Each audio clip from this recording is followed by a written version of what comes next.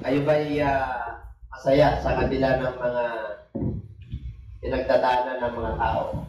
Okay, at pag-usapan po natin ngayon ay simple lang. Very practical, kailangan na lang po application. Sa panahon natin ngayon, ang mga nakikinig ng salita ng Diyos ay nagmamadali. Ayan, nagpa-browse na lang, hindi na nila tinatapos. Okay, maging tayo minsan, kahit na maganda, minsan dahil sa kabalan po at marami tayong kabalisaan, hindi natin tinatapos.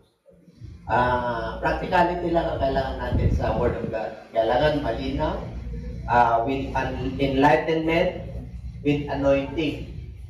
Yan ang kailangan natin. Hindi yung, yes, may mga eloquent kung magsalita. Very eloquent. Talagang gifted, talented. Pero ang Lord talagang wala kang makikita sa Kanya ng kagandahan. Pero ang glory makikita mo sa Kanya. Pag nagsalita ang Lord, yung kapangyarihan ng Diyos, sumasa Kanya. Okay? At if you have your Bibles with you, the book of Joshua. In the book of Joshua 24:15, basahin po natin.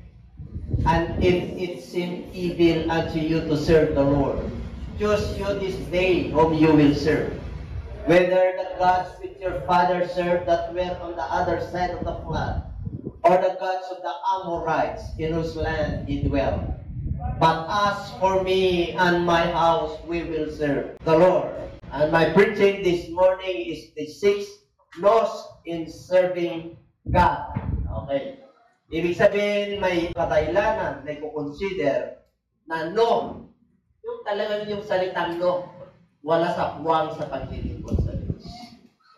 Sabihin mo, pag gawain, huwag ka mag-no, yes. Sa Lord yan pagkalooban ng Diyos, yes. Sapagkat nais ng Lord na mapagpala ang kanyang mga nilalang. Ipon natin ang ating mga ulo, bibitas mo sa iyo, Lord. Hallelujah. Forgive us, Lord, for our trespasses. Be with us, make us worthy. Anoint your servant, Lord. Let your will, hallelujah, be manifested in your power and your word. Thank you so much. In Jesus' name, bless each every one of us.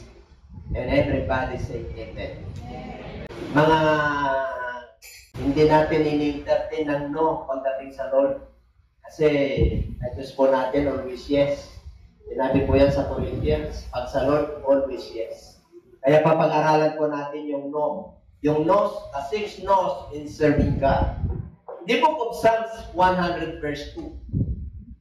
Serving the Lord with gladness. Serving the Lord with gladness. Maglingkod ka sa Diyos ng may kagalakan. Paano? Paano ka maglingkod sa Diyos ng may kagalakan? Okay, ang sabi po rin sa verse 1 ng Psalms 100, make a joyful noise unto the Lord of the lands. Come before His presence with singing. And know ye that the Lord is God, that He hath made us. Makikilala mo ang Diyos na nag-create sa atin. And enter into His gates with thanksgiving and into His courts with praise. Kaya ikaw ay naglilingkod ng may kagalakan kasi nagagalak ka. Joyful noise. Ibig sabihin, you make a joyful noise. Na? Mag-ingay ka na may kagalakan. Magbunyi ka kasi nagtagumpay ka. Kaya sabi po sa book of 1 Thessalonians chapter 5, rejoice forevermore. Magagalak ka kasi you serve the Lord with gladness. Paano ka magsaserve ng Lord with gladness? Nandun pa yung kabigatan? Nandun niya pa yung obligasyon? Yung nahihirapan ka? No? Dapat ang pagsaserve sa Lord magaan. Diba? Kaya sabi niya dyan, serve the Lord with gladness. Kaya sabi po sa Philippians 4:16, rejoice in the Lord always. Magalang ka sa Diyos lagi. And again, I say, rejoice. Ibig sabihin, you must serve the Lord rejoicing and with gladness. Kaya pag yung mga taong naglilingkod na obligasyon lang, ay mahirapan ka. Ay, ang layo, nakakapagod. Di ba? Kasi ginawa mong obligasyon ang paglilingkod, hindi privilege. Nawawala yung serving the Lord with gladness. Yung the word gladness, talagang rejoicing, magaan, happy. Talagang nagagalak ka, pagpunta mo pa lang sa church, excited ka na. Hindi po. Kasi makikinig ka ng kanyang instruction, ng kanyang salita, pampatibay po yan. Yan yung baon-baon natin. Kaya there are 6 things to consider. The 6 no's in serving God. Number 1. Kailangan there is no reservation. Without any reservation. Pag naglingkod ka sa Diyos, huwag kang magre-reserva. Sinabi niya yun eh. Love Him with all your heart. Pagdating sa paglilingkod, kasama yan, sangkap yan, ingredients yan, yung pinakamatindi dyan, yung pag-ibig. Para makapagpatuloy ka, para makangiti ka sa paglilingkod sa Diyos. Alam ng Diyos na nagsasakripisyo tayo. Alam ng Diyos na may pinagdadaanan natin. Alam ng Diyos na nababalisa tayo minsan, nag-aalala tayo. Natural lang po yun sa tao. Pero nais ng Diyos na sa kabila noon, meron kang kagalakan. Kasi kasama natin ang Diyos. Amen? Kaya, you must serve the Lord without any reservation. Okay? Kaya sabi po rin sa Proverbs 23:26, My son, give me your heart and let your eyes observe my ways. Ito po ay sinulat ni Solomon sa Kawikaan. Kaya sabi niya, anak, ibigay mo sa akin ang iyong puso at ang inyong mata ay tularan ang aking mga daan. Tularan. Ibig sabihin, ikaw yung magiging example, ibigay mo sa Kanya. Kung anong instruction ng Diyos, dahil anak niya po tayo, gawin natin without any reservation. Ibigay mo yung puso mo sa Kanya. Ibigay mo yung lakas mo sa Kanya. Ibigay mo yung kaluluwa mo sa Kanya. At ibigay mo yung buong lakas mo sa Kanya. Yan ang paglilingkod sa Diyos. Kaya hindi ka nabibigatan. Tingnan mo yung katabi mo kung nabibigatan. Ay dapat magaan eh. Di ba? Pagpunta mo pa lang dito, pag open pa lang ng salita ng Diyos, galing ka pa lang yan, mararamdaman mo na dapat yung presensya ng Diyos. Hindi maramdaman mo yung kabigatan, dala-dala mo pa rin yung problema mo galing sa bahay. Pagdating naman dito sa templo ng Diyos, dapat iba. Iba yung atmosphere. Iba yung mararamdaman mo. Kasi, tayo po ay maglilingkod sa Kanya na may kagalakan. Magbunyi, magpuri, sasamba, itaas ang dakilang pangalan. Upang sa magkaganon, gagaan yung ating mga kabigatan. Ano rin mo sa katabi mo kung magaan na nga pa yan. Number 1 pa lang yan. Pagaan ng pagaan yan eh. Kasi yung iba may mga reserva. Kaya nabibigatan. Number 2, no regret. Kailangan pag naglilingkod ka, huwag kang magre-regret. Pero pagsisisihan mo ang paglilingkod mo, privilege ang paglingkod sa Diyos. Privilege kayo maglingkod sa Diyos. Ang daming nilikha ng Diyos eh. Kukunti lang pinili eh. Maraming tinawag, kukunti ang pinili. Ang Diyos ang nasabi niyan. Many are called, but few are chosen. Kaya mapalat ka. Napalat ka pag binigyan ka ng pagkakataon ng Diyos na maglingkod. Kaya tanggapin mo yan ng buong puso. Lord, salamat po sa ministry na pinakatiwala mo sa akin. Pagyabungin ko ito, pag-igihin ko, yung drum, yung instrument, yung organ, yung boses ko, Panginoon, alay mo sa iyo. Dapat ganoon. Amen po. Bakit? Kailangan natin, anointing ang kailangan dito. Ang daming magagandang boses eh. Ang kailangan ng Diyos, anointing, pagsunod, katapatan. Kaya sabi niya, so his father went down unto the women, and Samson made there a feast, for so used the young men to do. And it came to pass, when they saw him, that they brought 30 companions to be with him. Ito po nung panahon po ni Samson. Si Samson po, ano yun? Meron siyang nagustuhan na Palestinian. Hindi niya kalahin. 7 araw po yan na magkaroon ng mga feast, kasalan. saka lang ibibigay yun yung babae pagkatapos na ng 7 days. Siyempre, so nagkaroon po ng party dyan. Bakit hindi nag-regret? Ano ba yung kaso ni Samson dyan? Ano ba yung context ko dyan? Alam niyo po, merong 7 abay dyan eh. May 7 abay po dyan. Yun, and it came to pass when they saw it that they brought 30 companions to be with him. Yung mga abay, talagang pinasalubungan siya. Sa tuwa niya, sabi niya, magkaroon ako ng bugtong sa inyo. Kung mahulaan nyo to, bibigyan ko kayo ng magagarang damit, 3 po. Kasi 3 po yung ano niya, kasama niya dyan. 3 po pino at lino. Kung mahulaan nyo yung bugtong ko. Diba? Hindi siyempre dahil yung babae sabi ng mga hindi niya kalahi, papatayin ko kayo, susunugin namin kayo. Pag hindi mo sinabi yung kaya nagmamakaaway yung babae kay Samson. Di ba? Nandiyan naman si Samson. Sa una yan, meron pa yung huli yugto ng kanyang buhay, si Delilah, di ba? Samson and Delilah. Anong weakness ni Samson? Oo, babae. Ito, una pa lang ng yugto ng buhay niya eh. Una pa lang yan. Kaya ang ginawa, nung pang 7 days na, talagang hindi ko nga sinabi ito sa mga magulang ko, sa iyo pa kaya. Kaysa sobrang mahal niya, umahakolpol na yung babae, siyempre mapapahama po sila. Papatayin po sila. Kaya sinabi niya, sino ba yung malakas? Sino ba yung honey na tinutukoy mo? Di, nakuha siya yun. Siya yun, tinutukoy niya yung sarili niya. So pumatay po siya ng 30 tao, nagalit po siya sa galit niya, dahil nakuha yung bugtong, nasagot niya, nasagot yung kaaway, siyempre po, pangako niya yun eh. Kung hindi nyo nasagot, bibigyan niyo ako. Pero pag nasagot ko kayo, nasagot niyo yung bugtong ko, ako ang magbibigay sa inyo. Kaya ginawa niya, pumunta sa isang lugar. Pumatay po siya ng mga tao na may magagarang damit. Yun ang binigay sa kanila. Galit, di ba? Pinagkatiwala niya yung asawa niya sa abay. Nung pumunta uli yung pinunta niya yung asawa niya, sabi nung tatay, wala. Yung asawa mo, binigay ko na. Meron yung bata dyan. Siya yun naman niya. Kaya lalong nagalit. Kaya pa ba kayo?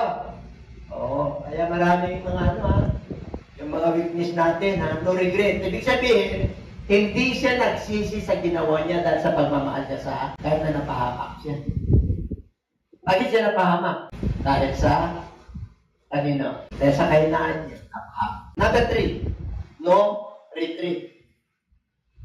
No retreat. Ibig sabihin, walang atrasan. Pag naglilipod ka sa Lord, huwag kang magduda, huwag kang atras. Mag-forward ka. Amen? Yung iba sa kalagitnaan, yung matras. Bakit? Akala nila paglilingkod sa Lord, talagang lahat komportable. Ito. Sinabi ng Lord, if you want to follow me, you will take up your cross and follow me. Kailan meron kang self-denial? Kailangan meron kang pagtakwil sa sarili mo. Ibig sabihin, meron kang self-denial. Yung ayaw ng Diyos, huwag mong gawin. Kasi itong laman at espiritu ay struggle, magkakontra po yan. Okay, sabi niya, if you want to follow me, then take up your cross. May cross ka, may kabigatan ka, pero gagaan yan. Kasi sasamahan ka niya. Amen po? Kaya, huwag kang mag-regret. Sinabi ng Lord yun eh. Sa Hebrew chapter 12, pag ikaw ay maraming bagahe, kailangan ili-aside mo. Looking forward. Tingnan mo yung oso. Yung oto, yung tumawag sa iyo, siya rin yung finisher. Siya yung may akta nito eh. Siya pumili sa iyo eh. Hindi nagkamali ang Diyos na pumili sa atin. Sabi mo siya katabi, hindi nagkamali ang Diyos. Kaya huwag kang matras. Huwag kang mag-regret. Wala kang reserva sa paglilin ko. Dapat full. Kung ano ka, yung ka. Bakit na pa naglingkod? Sabi nga ng Lord, no reservation. Sabi nga ng Lord, no regret. Pag nandito ka na, ay tuloy-tuloy ka na. There is a race that's set before us. Mula nung tinawag tayo ng Diyos at pinili tayo ng Diyos, mayroon na tayong takbuhin. Paano ka ba tumakbo? Di ba simple magpo-forward ka? Kasi nandun yung price of the high calling of God. There are three callings: divine calling, holy calling, and high calling. Pero mo tumawag sa atin, Diyos. Sabi mo sa katabi mo, tumawag sa atin ang Diyos, ha? O, hindi naman si Presidente Duterte, eh. O, matapos na yung term niya. O, matatapos lahat yan. Pero tumawag sa atin ang Diyos. Tingnan mo ang pagtawag sa'yo ng Diyos. Masaya ka na sa lupa, may extension ka pa sa langit. O, grabe yung privilege natin, ha? O ngayon, yung pala, nag-reduce na dapat tayo. Bakit pa ako pumunta dyan? Akala niya, yung kanyang paglilingkod, akala niya, mali yung kanyang pinasukan. Bakit tama yung pinasukan mo? Okay? Kasi marunong ka pumili. Na-identify mo yung mali at tama. Ang mahirap, yung napasukan mo, puro tama, walang mali. Ay, di perfecto ka na. Hindi ba kayo? Nakakita ka na ng tao perfecto? Yeah, perfect. He was a Mr. Perfect. Mr. Perfect is my partner. She's my partner. Likewise. Oh, kaya dito po, makikita natin na yung ginagawa natin, we must serve the Lord with gladness.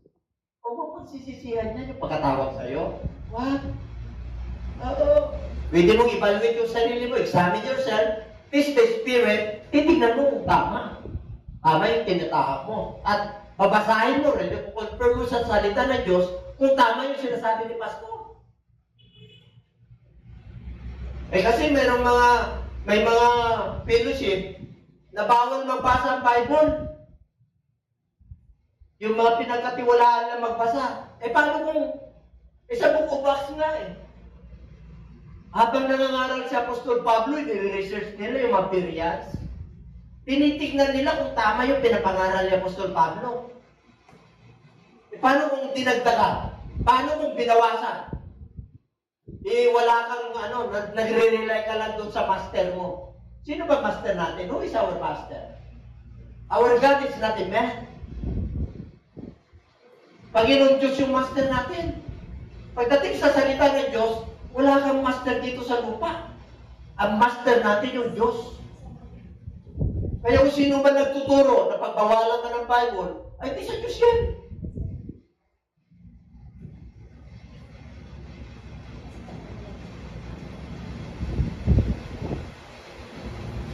Nilahad ng salita ng Diyos para sa lahat.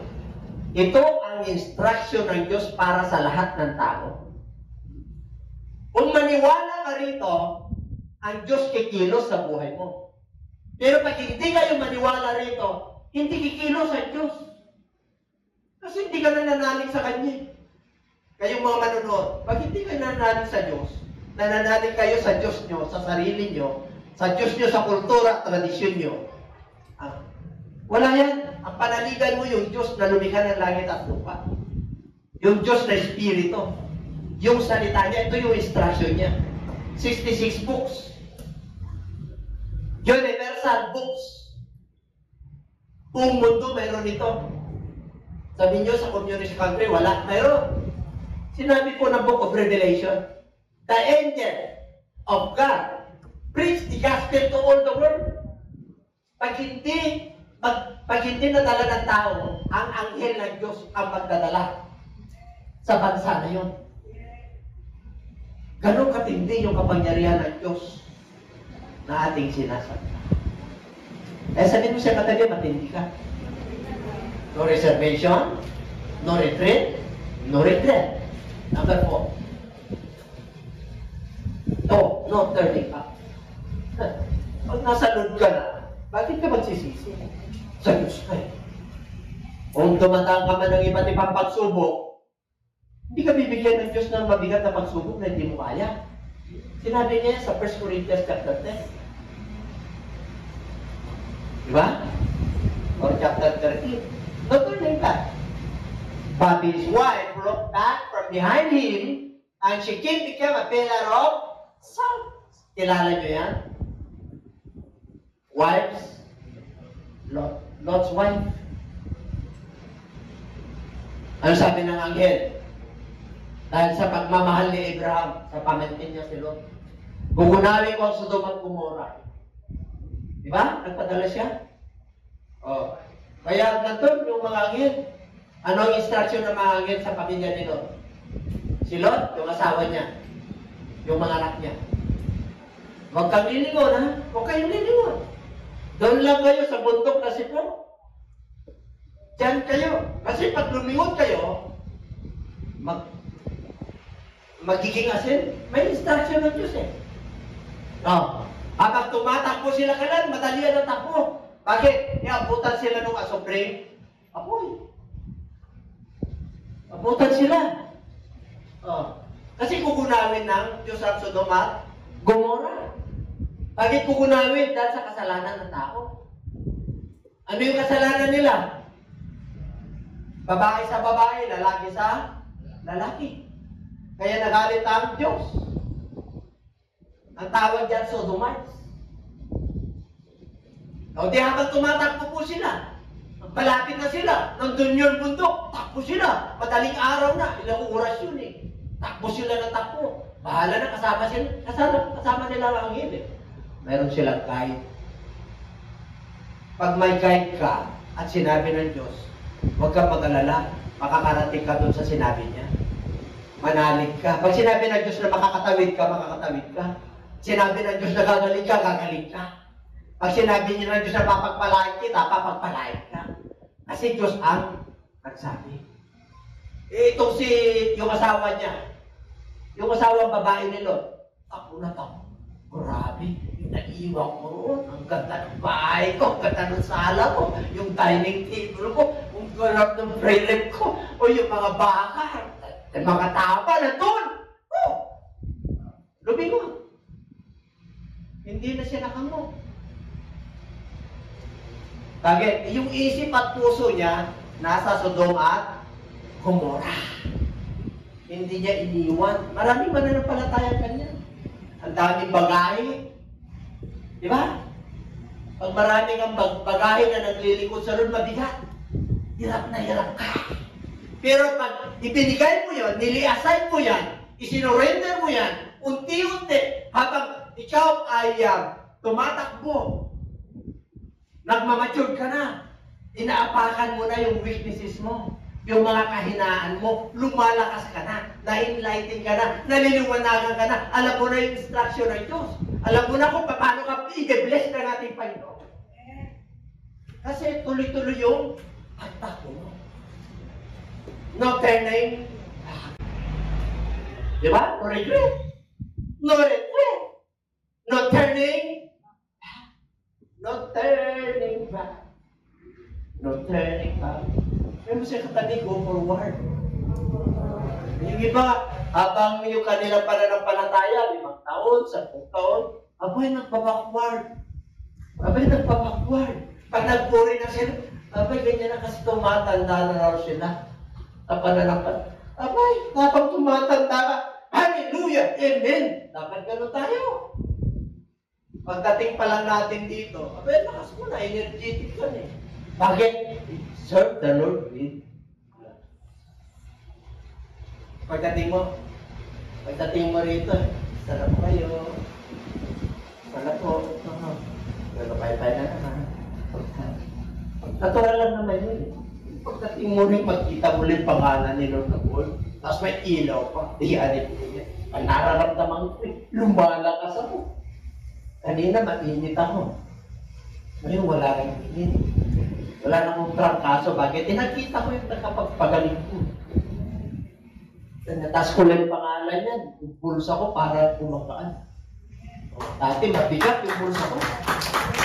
Wala namang laman, pero mabigat dahil. Ngayon, magaan eh. Kasi ang laman hindi na coins. Puro papel na. Parang hindi ka naniniwala. Ako, tiwala ko sa Diyos eh. Bakit? Mula nung tinawag ko nun, tapos biniglis niya. Oo. Wala akong pagsisisihan. Bakit? Habang nagpo-forward ka, nagmamature ka. Yung wisdom and knowledge mo at understanding mo, lumalawak eh. Yung pag-ibig mo sa kapwa mo, naintindihan mo yung kapwa mo kung kaya gano'n. Maawa ka lang. Bakit? Wala sa kanila si Kristo eh. Wala silang tagapagligtas eh. Meron kaming tagapagligtas si Kristo sa salita. Pero sa gawa, wala. Ang gusto ng Lord, makikilala mo ang Diyos sa salita at sa gawa. At sa pagsunod. Application mo lang kailangan natin. Sabi mo siya katabi, application na lang. Kilos na ang Diyos eh. Kaya lang, hindi ka nag-apply eh. I-apply mo na. Kaya sabi mo siya katabi, huwag ka malungkot. Lungkot din iba eh. Number 5. Paganda ng paganda eh. Alam niyo na. No fear that kill the body. Huwag ka matakot sa pumapatay ng katawan. Ano ba yung mga bagay na pumapatay sa katawan? Sakit. Bisyo. Alalahanin. Yung nagpapabigat sa katawan. Ito. Diba? Pag ikaw ay hindi nakatulong, ilang araw na, magkakaroon ka ng body disorder. Magkakaroon ka ng disorder. Ibig sabihin, sisimurahin ka na, hindi ka na mapagkatulong. Mamaya natatakot ka na sa sarili mo. Akala mo may tumananin mo. Siyempre nakakaroon ka na ng hormonal imbalance. Okay? So, pero pag ikaw ay tama yung sleeping habit at yung pananaw sa buhay, at hindi ka ganong nag-iisip kung ano-ano, abay, walang mararamdaman. Pag-gising mo, magaan. Hanggaan, magpuri ka kagad sa Diyos. Yung salamat po, pinagaling mo ako. Alam niyo, ang kagalingan nagkagaling sa Kanya at nagkagaling rin sa iyo. Kaya tulungan mo rin yung sarili mo. Amen? Ano yun? Sleeping habits, discipline. Galaw-galaw ka. Yung pagkain mo, kahit ang pagkain, hindi kailangan mahirap kung mayaman ka. Yung lifestyle ng buhay, hindi kailangan na mayaman, mahirap ka. Kasi kakain ka ng basic. Medyo lang, disiplinahin mo. Mare, maraming lechon, disiplinahin mo yung sarili mo. Amen? Bakit? Baka 30 years old ka pa lang, nagpapalpitit ka na. Hindi pa ba kayo? Tapos puro pagbuong, puro kanin. At 35 years old ka pa lang, ay mga problema ka na. Bakit? Yung blood sugar mo, taas na. Kailangan ka rin. May wisdom ka rin sa Lord. Amen? Hindi dahil sa pusugin mo yung sarili mo. Yung mga isan lang, okay na. Dito pa kayo, tapos pag-pray mo, nilinis naman lahat ni Lord yan eh. Nilinis niya.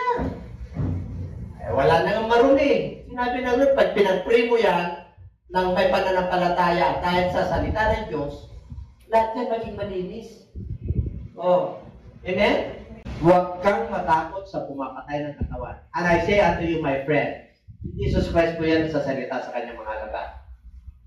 At sa mga tao, do not afraid of them that kill the body. And after that, have no more that they can do.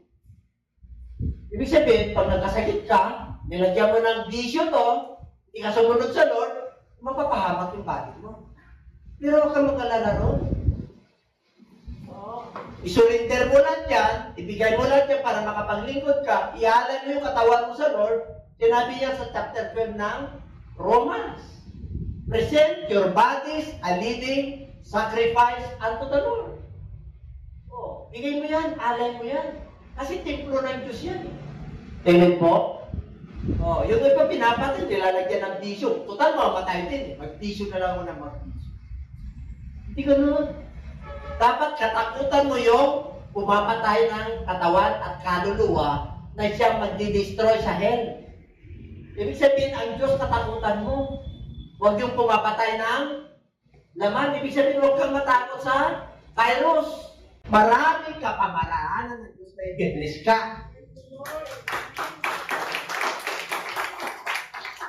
I will open up the windows of heaven. Madami parang ng Diyos. Kaya ako hindi ako nag-alala. Sa totoo lang, hindi ako nag-alala. Kahit ka naman mag-alala, wala ka naman dapat ipag-alala. Dahil Diyos ang kasama mo.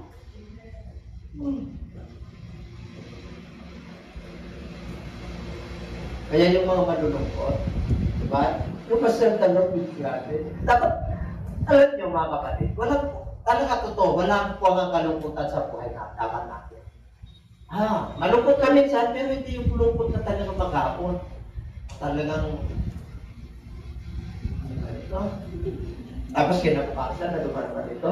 Tapos 1 week na, ano ba naman ito? Mamaya-maya, tingnan mo yung ano mo, yung iPad mo. Kung talag ko na iPad mo. Bakit parang,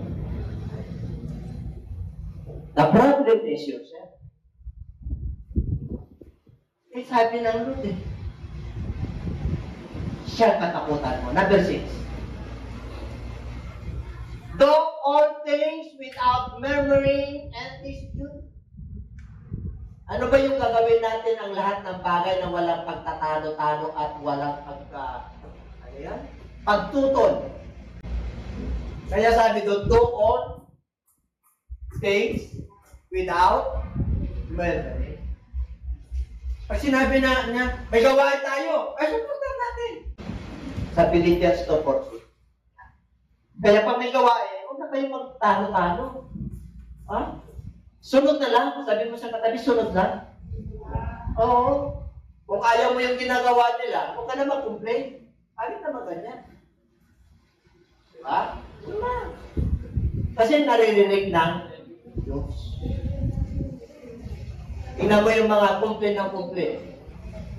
Nawala na. Lahat ng gagawin mo, walang maganda para sa kanila. Anong ginawa ng Diyos?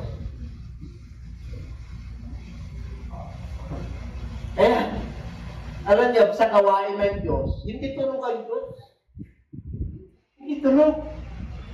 Alam niya yung mga tumututol, alam niya yung mga umaansa, alam niya yung mga reklamo ng reklamo, alam niya.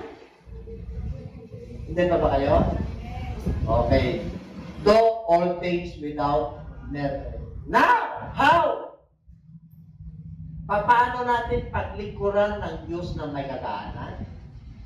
Bakit kailangan paglingkuran natin siya na may kagalakan? With gladness? Tingnan natin. Tapos na tayo. Psalms 27:1-4.